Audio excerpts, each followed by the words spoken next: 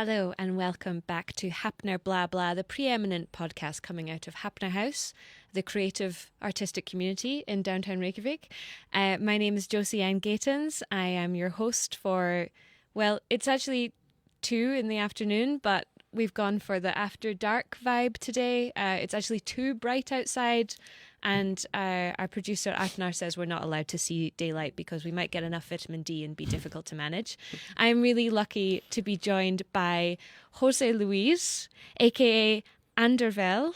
Andervel, Yeah. singular. You're just one. Yeah, just one.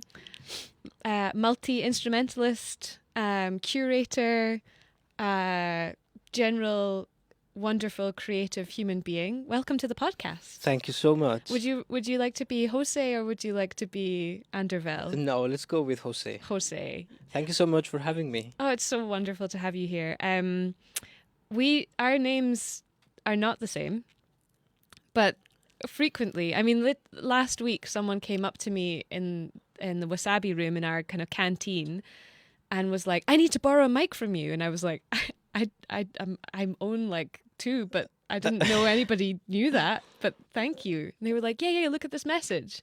And I was like, no, Jose, not Josie. I've had people actually calling me Jose or Josie. I get that too. Well, and so we've just gone with it. We're just twins. We're just twins. We're going to get to know you a little bit over the course of this 40 minutes, but we are also really open to questions from the audience. So please do write in. And I've been told that there's absolutely nothing that we can't ask Jose. So please, oh my Lord, a lot of scrutiny here is what we need. I was also accused of approaching this podcast like a therapy session with my last interview with Antje. So I'm going to just heavily lean into this and start again at the beginning to get to know you. I think it is an interesting thing to talk to creative people about the source of their, creative inspiration, or the moment in which you realized that art had a special meaning for you. I mean, were you raised in an artistic home? What was your background in that regard?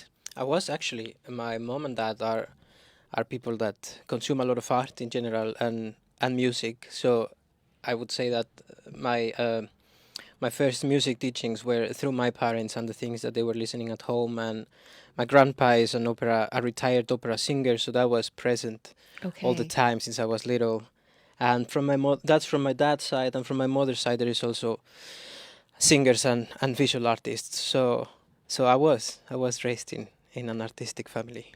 And in terms of, from that background, from that grounding, when did you or your family start to recognize these desires in yourself as well to perform or create or make things happen? From very early, I think. I was a baby and I was still kind of trying to sing what my parents would play at home, and they would say, oh, he sings well, or oh, he's going to be like his grandpa, and all these things. And apparently I was singing in tune, so apparently. That's the goal for most of us. Yeah, still. and they were like, okay, let's take a look at this. But I didn't really start studying music formally until I was like, I don't know, 13 or something like that. Okay. Yeah. And what kind of, you're saying that they were artistic and creative. What kind of music was your home filled with? Was it quite traditional or local, or were they kind of looking globally? What were the kind of sources of inspiration that were around you at that time? At home with my parents, there was all sorts of inspiration and music sources. My mom was listening to a lot of poets and songwriters from Spain and Latin America, as well as music in English. My dad a little bit more like British artists, and a lot of Beatles, a lot of Joan Manuel Serrat, a lot of Latin American and Mexican music and concert repertoire because of my grandpa as well. And on my grandparents, in my grandparents' house there was a lot of tango. Mm-hmm. My grandpa is a big tango fan, and I really Nice. loved it. And opera. Mm-hmm. So I would say that those were the main I mean, music that's genres. so eclectic. Yeah. And I think you can still, even in the music that you're creating now, you can kind of hear a lot of layers of inspiration. And that's one of the reasons why I kind of suspected that there was a lot going on from an early age. How then was it to translate from this kind of like quite diverse background in terms of experiencing music to then go into a formal setting and try and, you know, fit into quite rigid, perhaps, boxes and see music in that way? Was that a hard transition for you? Yeah, and it's still a bit hard to define, like, you know, the box. I try not to. I started making music with a representative folk ensemble in my hometown. Okay. So we were performing mainly folk Mexican music and Latin American folk music. So I worked with them for a while, and then at the same time I started singing with my grandpa. So he started teaching me singing, and that's how I encountered more classical repertoire. But all the time in parallel, I was writing my songs. And I actually remember when I was like 6 years old, I was always writing poems. And one time, my older sister and my cousins, I think it was more my cousins, they found my notebook with a lot of poems written. And I was so Oh, embarrassed. it is like, I would still be embarrassed. And I still remember that, you know. I'm talking about therapy, Yeah. bringing past trauma. So this This is a songwriting, safe space. We're allowed to. thank you. So this songwriting thing was going on since from very early age, and so it was always present. Mm-hmm. And then I don't know, like then I just started becoming more confident with my songs, and I guess that's when I started kind of blending everything together into something that it was more my sound. Mm-hmm. Then when I moved to Iceland, there was again another transformation Mm-hmm. because I reconnected with my roots, Mexican folk music, but at the same time I keep on getting a lot of inspiration from Iceland and the Icelandic scene and new experiences. I'm interested about this move to Iceland. How old were you when you came here, and did you come and visit and then decide to come back, or was it just all in? It was all in. Wow. It was pretty crazy, actually. I was 24. It was in 2018, and I wanted to study somewhere else, somewhere abroad. I was kind of burned out. I had been working in the Faculty of Fine Arts in the University of my state in Mexico, and I was so tired of that. It was a good job, but it was just not. I don't know. I didn't You want were to be ready for a in an change. office, you know, Yeah. and it was very much office job planning academic programs for the university related to music and such, but still. And I started applying. I found 2 degrees, one in Ireland and one in Iceland. I hadn't been to Did Iceland. you just get the letter mixed up? You know, Ireland, Iceland, and No, just like same no. place. No. I did my research and found 2 degrees that would suit my needs because of this classical music formation that I have, and the popular or like the more non-academic, you would say, Yeah. music. So it was always trying to combine these things. So I found these two options, one in Ireland and one in Iceland. I had not been to Iceland before. I had been to Ireland. And then I just kind of figured out that I actually really wanted to go to Iceland, and something felt good, felt just like right in my guts or something, and I decided to come to Iceland. I got accepted in both, but I ditched Ireland. That was a little humble brag there. I enjoyed that. That was a little humble brag, I guess. So you came to Iceland 2018. And what was I mean, it's quite different from Mexico. I've not been to Mexico, but I'm going to make an informed guess there. What was that transition period like for you? How did you adapt? It was tough. I didn't know anybody in Iceland, and I had recently gone through a major heartbreak, you know. So I was shattered, guys. and and but I think that helped. It was just nobody knew in Mexico. My family, maybe my parents, but nobody really. It was like a really quick thing. I had been traveling in Europe for 2 months before coming here, and then I came back, and I was still with my ex-girlfriend, kind of figuring things out. We were kind of reconnecting, and then she didn't know, and just like 2 days before coming, I was like, "Yeah, by the way, I'm leaving to Iceland in 2 days." And she was like, "Huh?" I was like, "Yeah, sorry." And So you're the heartbreaker. no, she broke up with me first, but then we we it's complicated. We are good friends, and we appreciate each other very much. But yeah, so then I came to Iceland. I didn't know anybody, and I'm a very close to my family. I've always been very close to my grandparents and parents, and so that was really tough. Yeah. Coming to Iceland, not knowing anybody, being completely alone. And it's not like an easy trip to make back either. It's a No, long way. yeah. I mean, it's like, yeah, it's hard. I have to go through the States and then here. Anyways, I actually had money to survive only for 3 months, kind of. And I was like, okay, I'm gonna go there. I need to make this work. I need to find a job, and if not, then it's gonna be a nice 3 month break in my life. And so I came. I was very lucky. I met good people. I worked a lot and put a lot of effort to make things work. And I'm still here. And the winter was really nice, but really tough. I Yeah. was super depressed, and it was really weird. It was like living two different lives. Like on one side, I was really happy and excited and motivated, and on the other side, I was really, really down in depression. Like And how did that? Did you notice when you came here and you had this experience? Was there an immediate change in your music? Did it reflect in your art?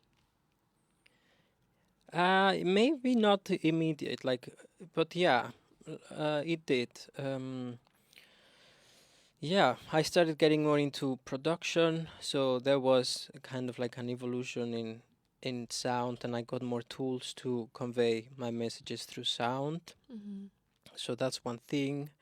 It was less acoustic, perhaps, and yeah, 6 months later, um, I think it was more noticeable my interest, and then when COVID came, I mean, I'm going really, in 2020 when COVID came, I was again very depressed, and somehow I reconnected with my roots. So then there was another change in my music, because I started making music in Spanish, actually, which I never released before. Mm-hmm. So yeah, it has been like a series of transformations, like a constant working on myself, Mm-hmm. therefore working on my music and just getting more tools. And I've learned a lot from friends and teachers and just wonderful people that I have encountered, really. And yeah. I mean, I think the language thing is very interesting. You've recorded music now in Icelandic, Oh yeah, also that. Yeah. Spanish, and English. Hmm. Um, do you feel like you have a different artistic identity in these different languages? Why do you pick one or over the other to write in or to express yourself? Hmm. That's a good question. Yeah, I feel so. I feel when you speak a different language, it is a little bit of a different persona or another side of your persona, and I think it's the same with music. Sometimes when I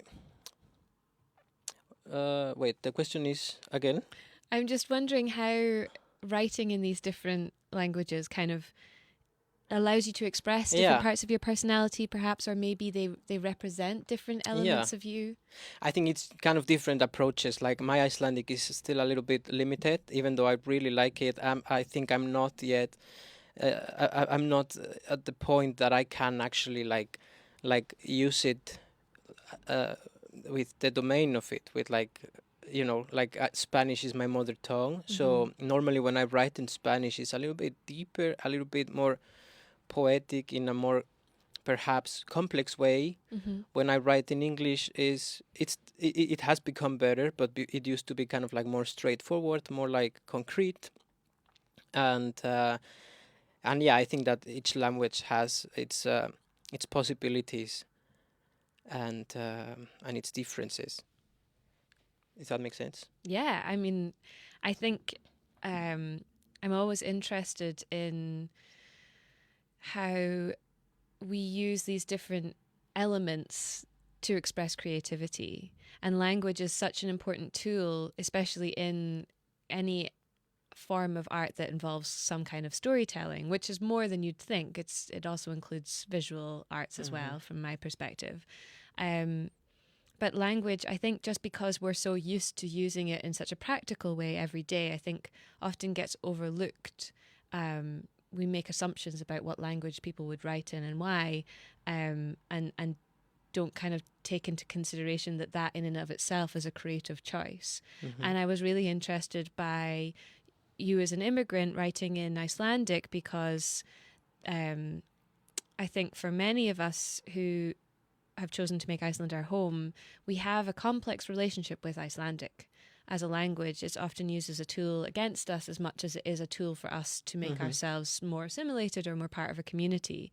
And I really love your songs in Icelandic because they feel quite subversive just for that fact, that it is you taking something that can sometimes it can be used against immigrants, that we don't speak good enough Icelandic or that we have difficult accents to understand, or maybe we don't choose to learn the language at all. But for you to take this and then turn it into something quite beautiful and creative, I think that's very special. Thank you. I think that also when you don't speak a language or when you start learning a language that it's not your mother tongue, the language goes also through some transformation, right? Like I have gotten from Icelandic people telling me their perceptions of me speaking Icelandic, and it becomes something else than Icelandic. It's like Icelandic through my native Mexican Spanish. Yeah. So there is like a beautiful, I think all these things are beautiful really, and we should embrace this diversity, and that just enriches it, whether it's Icelandic, a Spanish speaking person speaking Icelandic, or an Icelandic speaker speaking Spanish. It just makes this wonderful new thing, and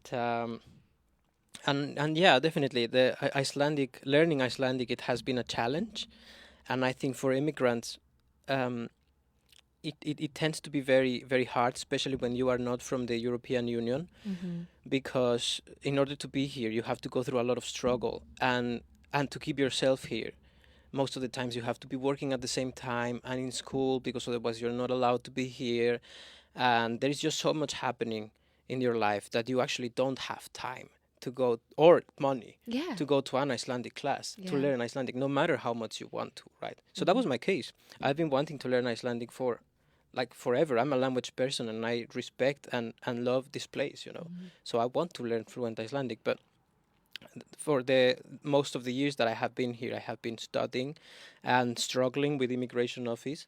So I've had zero time or zero money to pay Icelandic courses, So I learned my Icelandic. I don't drink anymore, but when I used to drink, when I came here, as anybody else, I was relying on alcohol to process my emotions and my depression and whatnot, and also all social interaction, or let's say 95% of social interaction, it's based around, or it's constructed around alcohol. So I would go, and I sometimes joke that I started learning Icelandic in coffee bar in smoking area, because I would have a couple of whiskeys with my friend, or beers. Whiskey is too fancy.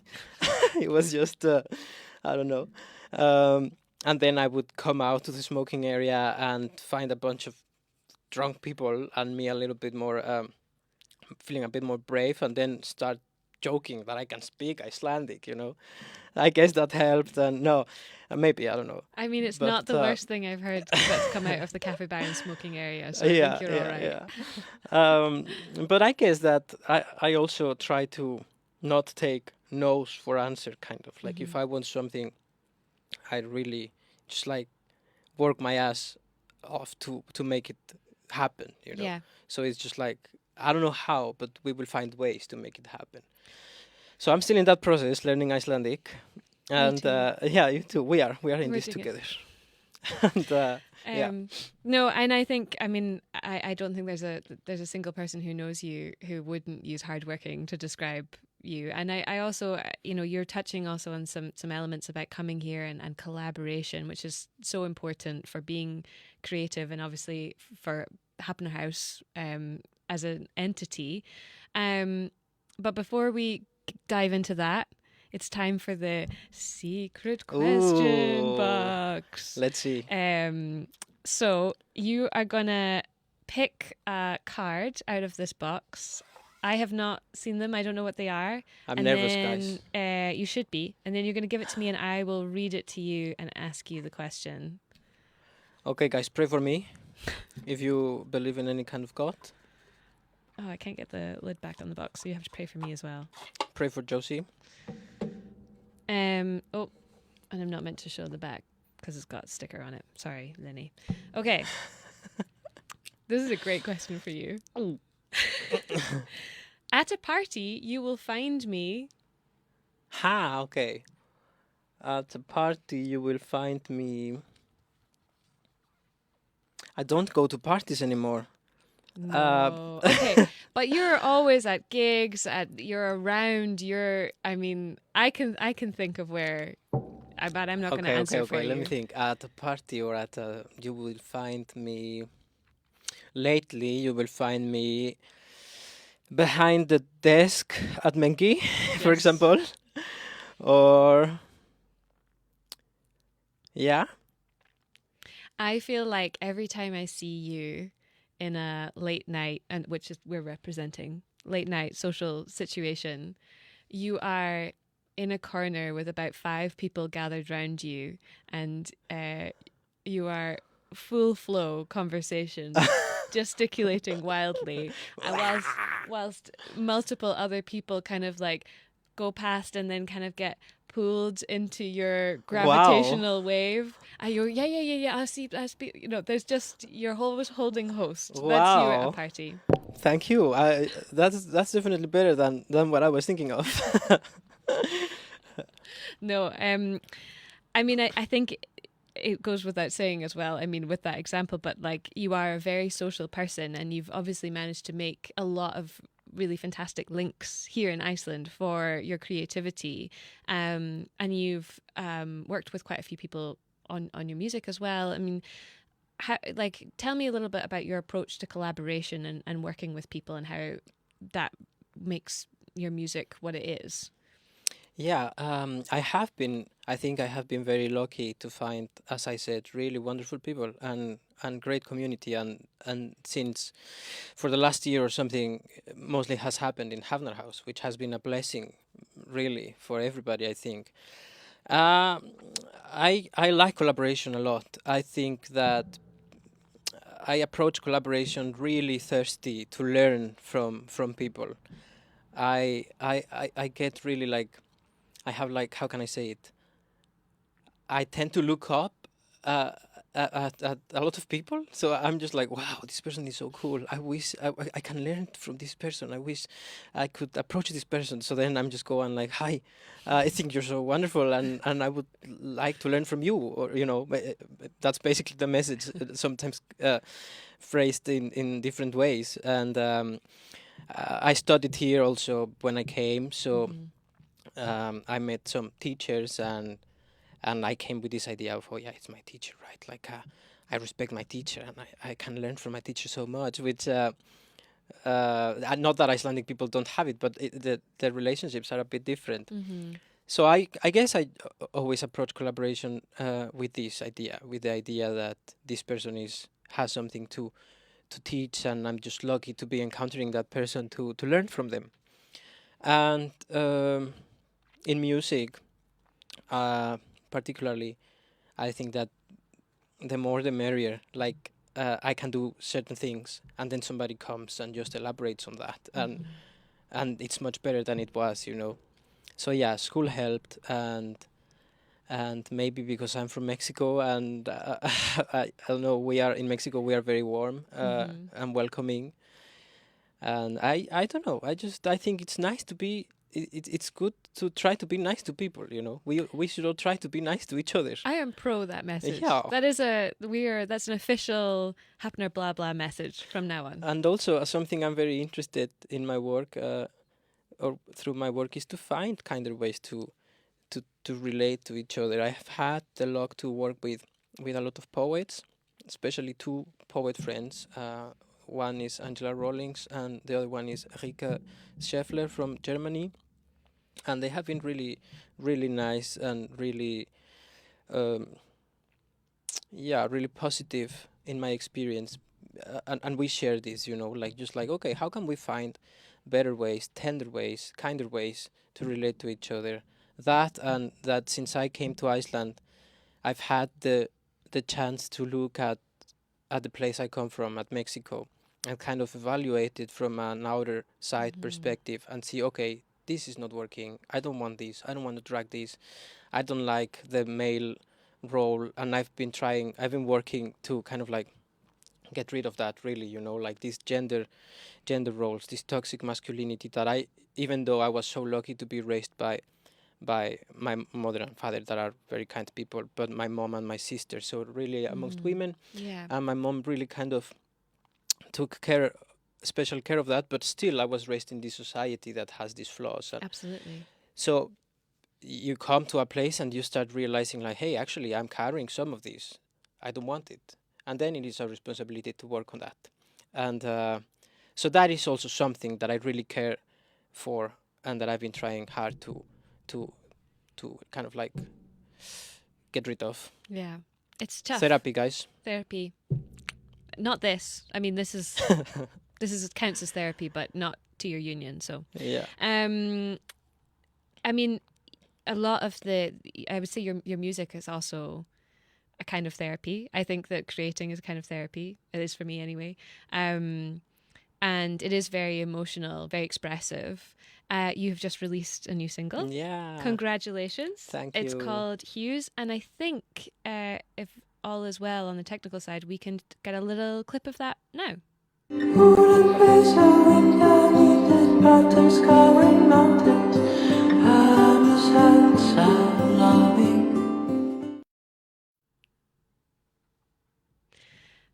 Very beautiful. Thank you. Yeah, and it's the new single from a new album. Yes. Do you want to talk a little bit about this project and how this is a development in your musical career and identity? Yeah. This is Hughes from an upcoming album called Montenegro. And Montenegro is a semi-fictional narration inspired by my childhood and just stories from other people. It happens and it's nurtured by meaningful places. I think that, it reflects on the concept of family as the first kind of like social institution where you actually learn how to relate to people. And sometimes that's good, sometimes that's bad, or it comes with good and bad things. So as you can see, there is like a direct thread between my work on myself as a person and my music. So it's kind of just like reflecting what I'm going through. And this particular song, it's inspired by just daily life in Iceland, especially in the winter time, how life is, and my view on certain social behaviors and kind of like cultural, how can we call them, cultural features Norms or cultural, and, of Icelandic people from the eyes of a new Icelander from Mexico. So yeah, just listen to it and share it, and I hope you like it. It's available on all streaming everywhere. Platforms and all of the right places. So yeah, please do check it out. And do you have a date for when the album is going to be released? Not exactly defined. I think I'm gonna release the whole thing in April. Ooh. But I'm not sure. I'm gonna release another single soon. Okay. Like in a few weeks. Okay, watch this space. Yeah. Absolutely. Yeah. I also want to touch on another project that you've been involved in, because another side to your work that you've developed since you've been here in Iceland is a curation aspect. You are, of course, in charge of curating the Hafnar House concert series, which takes place in Mengi, which is where we can find you at parties. And that's been fantastic so far. And do check them out. There's more coming next month. Yeah, in March, the 3rd of March. So quite soon. But you were also working with Nordic House on a curated concert series, and now you have this new project also based there, which is Lilla Gróðurhúsa Familia. Do you want to tell us a little bit about this new project? Yeah, well, thank you for asking, and thank you for the space. Lilla Gróðurhúsa Familia is it's an example, I think, of how things become better when you collaborate with people.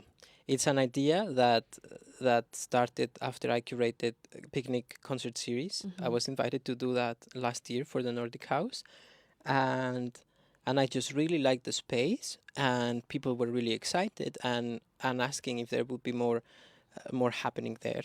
And then I was talking to my in-laws actually, and my father-in-law and me, we were talking about some programs on YouTube.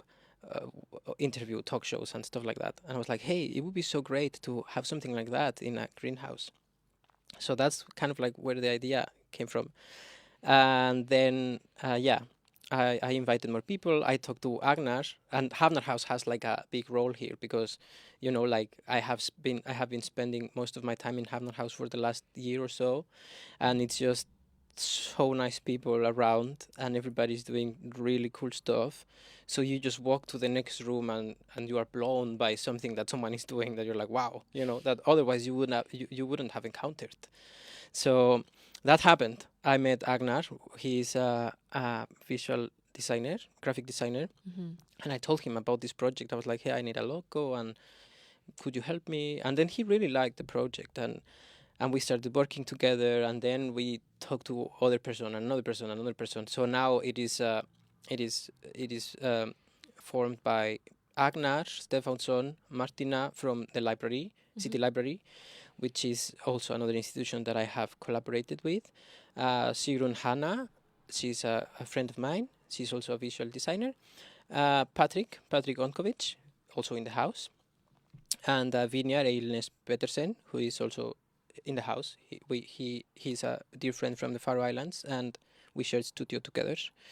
And Snorri Beck, and so it's like it has become a bigger group. We brought it to the Nordic House. I told them the idea, and they were really excited. The Nordic House, I have to say, to me, just like Hafnar House, is one of the only institutions in Iceland that are actually like really setting an example on how we can embrace diversity and how these wonderful things that we encounter in our community, in Icelandic individuals, can be translated into Icelandic institutions. And how these makes things together, you know. So I brought it to Sabina, the director of the Nordic House, and she was so kind to accept the proposal and help us with technical equipment and the venue. So yeah, the idea of this show is it comes from my experience as a non-born person in Iceland, trying to make things happen and trying to find space. Our mission is to provide a platform that balances, or at least offers, another alternative to the platforms that are already established. Traditional media institutions and so on. Yeah. In which everybody can find a space to share their work, but also to express their opinions and to find and to be empowered to take space and to speak about the things they want to speak, you know. And without considering how popular they are, or numbers on Spotify, or whether they are Icelandic born or new Icelanders like myself, or, you know. So this is very much that. It, of course, has as well a lot of awareness about what I was telling about the environment and about how to be kind to each other as humans, but also to non-human bodies. Okay. And that's mainly why it happens in a greenhouse. Yeah. And to kind of translate this translucency and purity. Yeah. I think we have a little clip from a kind of trailer to show. So we can have a quick look at that now.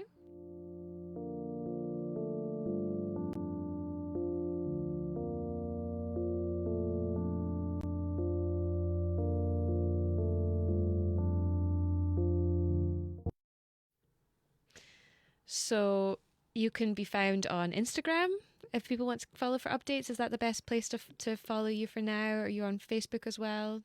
Yeah, both my music and Litla Gróðurhúsa Familia. Litla Gróðurhúsa Familia can be found by that name, Litla Gróðurhúsa Familia, which is a name made out of Icelandic and Spanish.